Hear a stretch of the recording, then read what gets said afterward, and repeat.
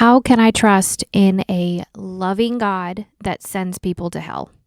God is love, God is a judge, and he is just. Secondly, God does not send people to hell.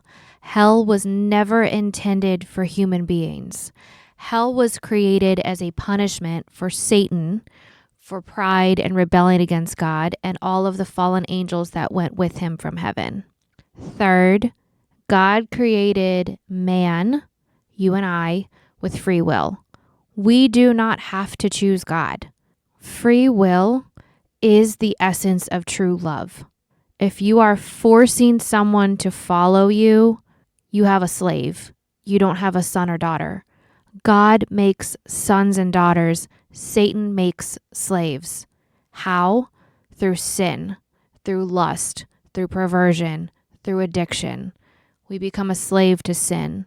And we were born into sin because the first man and woman, Adam and Eve, chose to disobey God due to their free will, and they were deceived by Satan, the devil. God is a judge. He is just. He has a moral standard of perfection and holiness where he cannot be in the presence of sin.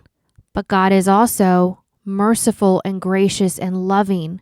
And so, even though we deserve death, because the wages of sin is death, God sent his one and only Son, who is God in the flesh, Jesus, to pay the penalty for our sin, so that anyone that puts their faith and trust in Jesus can escape the punishment for the sin that we deserve.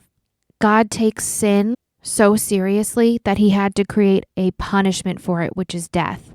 And he loves us so much that he created a way for us to not be separated from him forever through his Son, Jesus Christ.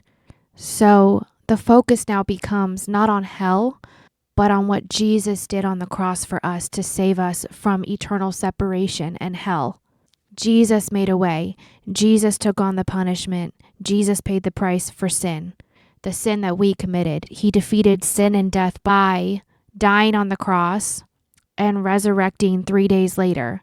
He conquered sin and death so that anyone that puts their faith and trust in Jesus will have eternal life.